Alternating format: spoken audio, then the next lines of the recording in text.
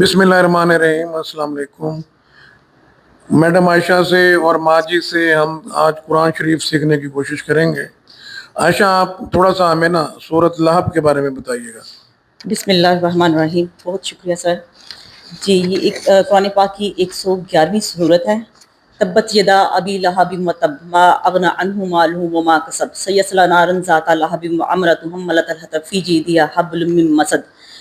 ये वाहिद कुरान की सूरत है माजी जो दुश्मन थे जो इस्लाम के, उनके उसके नाम के साथ नाजिल हुई। और अगर जहाँ जो मेरी अंडरस्टैंडिंग है, आज के दौर में हम देखें कि इंसान का चाहे इक़्तिदार है, माल और दौलत है, जो उसने नाजायज़ तरीके से कमाया है, वो उसके किसी भी काम आने वाला नहीं है।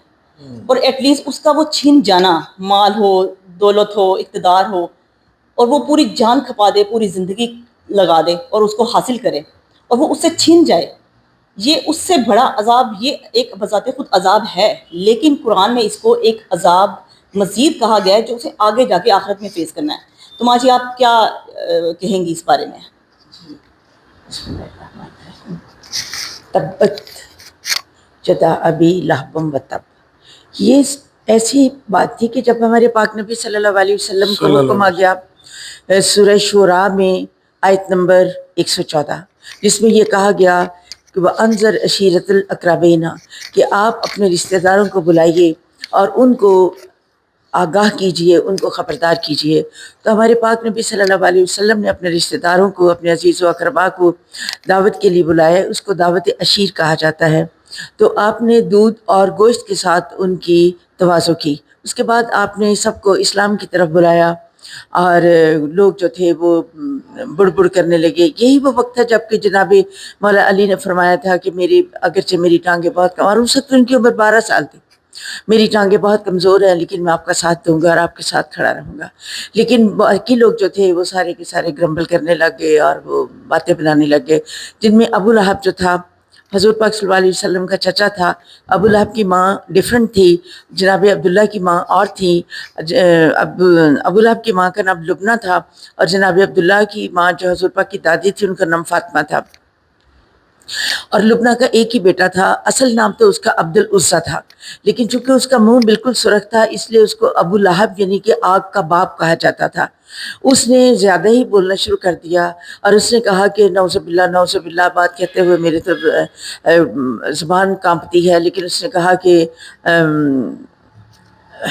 टूट जाए आपके हाथ, आपने हमारा वक्त ज़ाया किया।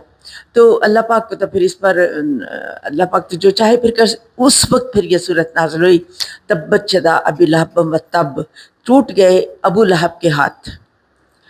तो फिर उसका जो सयस्ला नारन ज़ाता लहब, जो ज़ाहिर उसके लिए आग का है। और फिर कि माँ अगना अनहु मालहु मा कसब, और नहीं काम आया उसका माल जो उसने कमाया था। रिपोर्टेडली उसके वक्त उस वक्त कुछ 7 किलो के करीब सोना था और वो बहुत ज़्यादा दौलतमंद था। लेकिन उसकी बीवी जो थी, जिसको आम तौर पर उम्मे जमील कहा जाता है, असली उसका नाम जो था वो उर्वा था और वो अबू सुफियान की बहन थी। तो उर्वा बिन्नत हर्ब थी, वो अबू सुफियान की बहन थी और अबू लहब की बीवी थी। वो इस कदर बखील उन्हें कहा गया है कि वो इतनी ज़्यादा दौलत होने के बावजूद वो जंगल में जाती थी और गिरी पड़ी लकड़ियाँ जो थी वो चुन लाती थी, ताकि मुझे ईंधन खरीदने के पैसे जो हैं वो खर्चना ना पड़े। और वही रस्सी जो थी वो उसकी गर्दन के गिर्द लपेटी गई और वही जीदिहा हब्लुम मिन मसद। और इस सूरत का नाम सूरह मसद भी है और इसी तरह उसकी गर्दन में लपेटी गई और वो मर गई।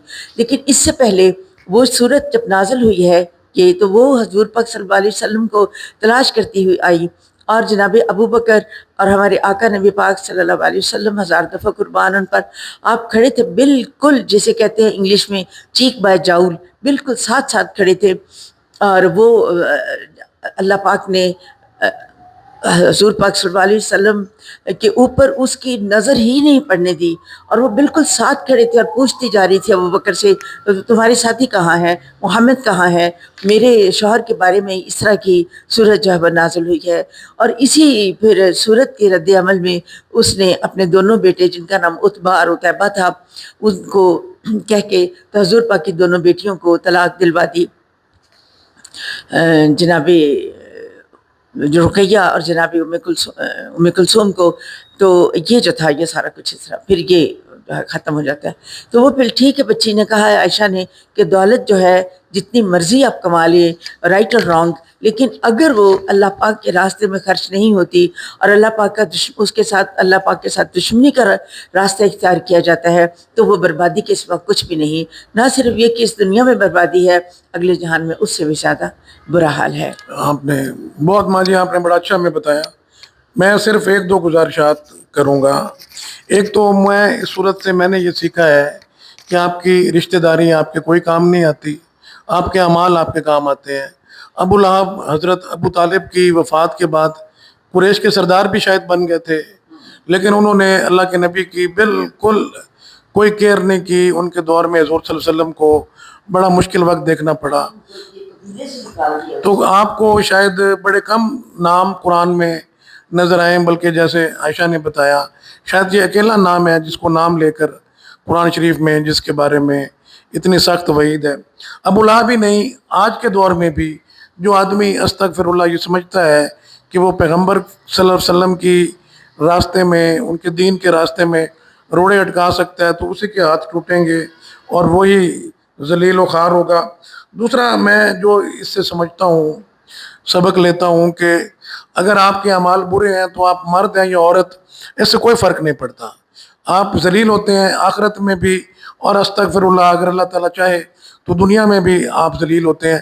ابو لہب کے بارے میں کہتے ہیں کہ جب یہ مرا تو اس کے بیٹے تک اس کی لاش کو ہاتھ نہیں لگاتے تھے. یہ ایک ایسی بیماری سے مرا جو وبائی تھی اور کسی نے اس کی لاش کو ہاتھ نہیں لگایا. اس کا حسن و جمال اور سارا کچھ اس کو تباہ کر گیا. تو ہمیں گزارش ہے، میری تمام سننے والوں سے یہ گزارش ہے کہ ہمیں بھی جائزہ لینا چاہیے. اگر ہم کسی عالم کے رشتہ دار ہیں، اگر ہم کسی پیر کے رشتہ دار ہیں، اگر ہمارے والدہ ہمارے والد بہت قابل ہیں، بڑے نیک ہیں، مگر ہمارے اعمال اچھے نہیں ہیں تو شاید ہمارے والدین اس دن ہمارے کچھ کام نہ آئیں. اللہ تعالیٰ کے نبی سے محبت ہی ہماری آخرت کو محفوظ کر سکتی ہے. ابو لہب اگر اللہ تعالیٰ کے نبی سے محبت کرتا تو آج اس کا ذکر بھی حضرت ابوبکر صدیق، حضرت عمر، حضرت عثمان، مولا علی ان کے ساتھ ہوتا، مگر وہ حضرت محمد صلی اللہ علیہ وآلہ وسلم کا دشمن تھا تو بے نام و نشان ہو گیا. رہتی دنیا تک اس پر لعنتیں کی جائیں گی، اور لعنت ہے ہی پیغمبر کے مخالفین کے لیے. انشاءاللہ پھر بھی بات ہوتی رہے گی. ماں جی آپ کا شکریہ، عائشہ آپ کا شکریہ. پاکستان زندہ باد.